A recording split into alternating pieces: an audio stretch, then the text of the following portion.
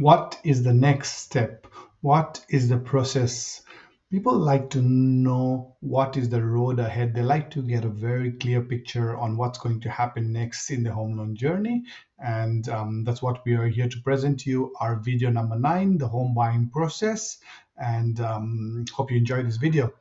Okay, so in our practice we have a process for everything, so that people normally ask what's next. So we try and have everything in place for you before you ask us the question, and we'll try and explain this.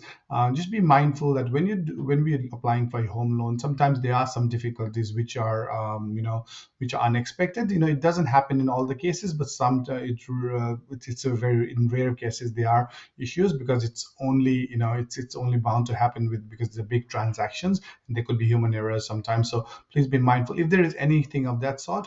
We are always there with you, and we'll be there till the end to make sure everything is sorted out, and we will take care of the whole transaction. Okay, so with the buying process, let's kick it off. What we have in our practice. So normally what happens is when we tend to meet a client, we have a discovery session. So I send you me or any other brokers in our office, we send you a calendar link, you book in a time, and we have a chat. So it's an obligation free chat. We're trying to understand your personal situation, because everyone is different, everyone's needs and requirements are different. We try to understand your situation, absolutely obligation free. And then once if you decide, okay, Denjola, we want to work with you, or we want to work with 910 Finance, then we request for a set of documents, because what you've said verbally, it might not match. And whatever we discuss in a discovery session, we try to send an email back to you in writing, so that everything is there in writing, and we're not just making up a story.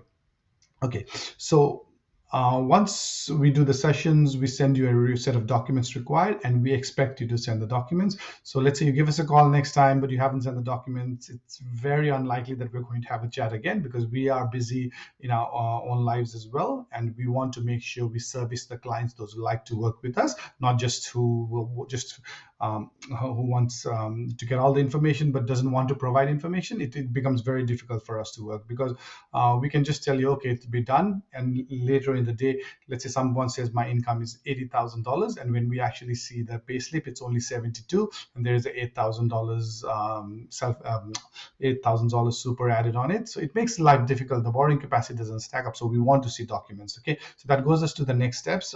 We assess all the documents you provide. If there is anything that's not matching up with the story, or we're not happy with anything, we'll get back to you, and we'll discuss if there is anything that needs to be discussed and that needs to be fixed. Okay, and then after everything is fine, let's say you said, okay, Denjola, we want to lodge the application, then we provide some lender options to find you the best lenders available out there given your situation, and then we move to the next step. You're happy with everything. Just one more thing, I just in step 2, please note that when you send us the documents, we don't submit your loan application without your consent. People always get scared that if I give you my documents, you're going to submit it to the bank. It's not as easy. We need to compile it, we need to prepare an application, it takes time, and then only once we get your signatures, then you know that your application has been submitted. Otherwise, we don't submit as soon as you provide us with the loan documents. Okay, so that goes us to the next steps. Step number 3, once you're happy with everything, we send it up for pre-approval. And I've specifically written in this case, not every person needs a pre-approval. We'll again discuss that when we have our meetings, because if if everything is stacking up, you probably just want to go and find a property, and we'll find you the best lender. Because even if you do a pre-approval, lenders might change, so we can take care of that then. And once you get a pre-approval, then you can start with the property search. Again, finding a property is very complicated, but we'll try and guide you where we can.